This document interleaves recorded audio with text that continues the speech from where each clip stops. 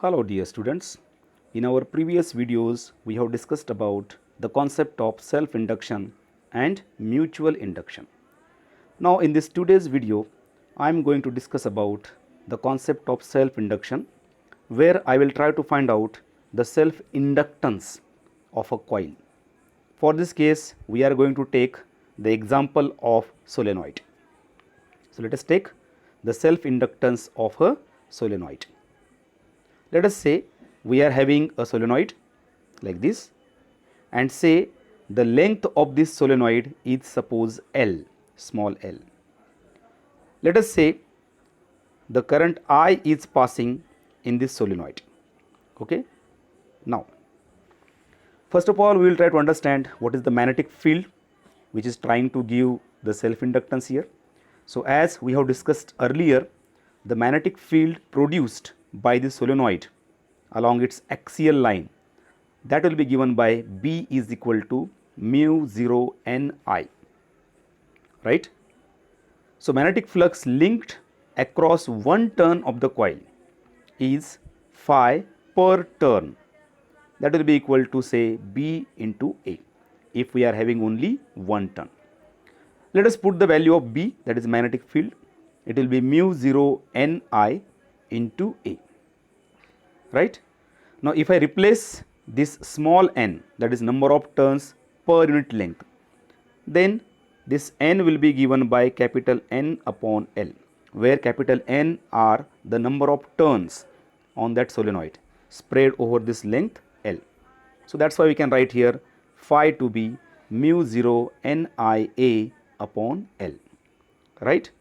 This is for one turn, right.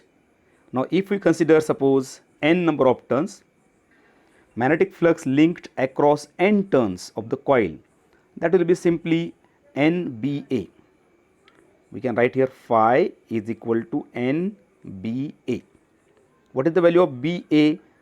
That is already here mu 0 Nia upon L, again multiplied by n.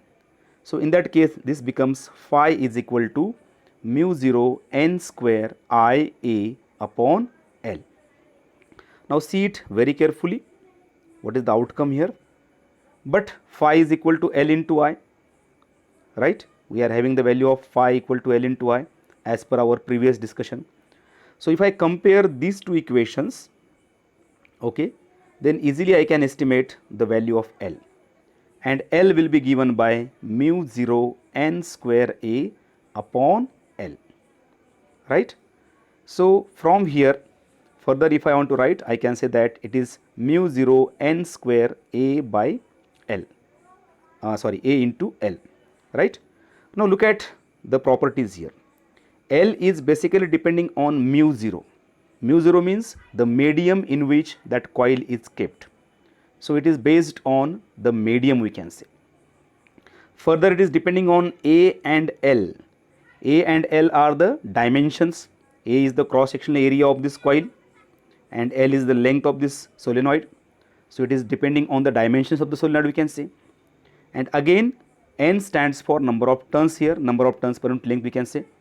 So we can say that here this L is neither depending on phi, or this L is neither depending on I. So it is independent of I also. Okay, that is very important outcome here. Self inductance is independent of flux produced, and current which is producing that flux, it is independent of that. So this self inductance depends only on the medium in which this system is kept, the number of turns per unit length, or number of turns we can say simply, area of cross section, and L, that is geometry of this system. So in this way easily we can understand about the concept of self inductance. Sometimes the questions may be asked to you that on which factors does the self inductance depends. So some factors may be given to you and some may not be given, like other factors like phi, I, etc. So in that case you have to understand on which factor it depends and on which factors it doesn't depend. Okay. So this is all about the concept of self inductance of a solenoid. In our next video we are again going to find out the application of mutual induction, and we will try to find out the value of coefficient of mutual inductance for the pair of coils or two coils. Okay. So till then, take care. Bye.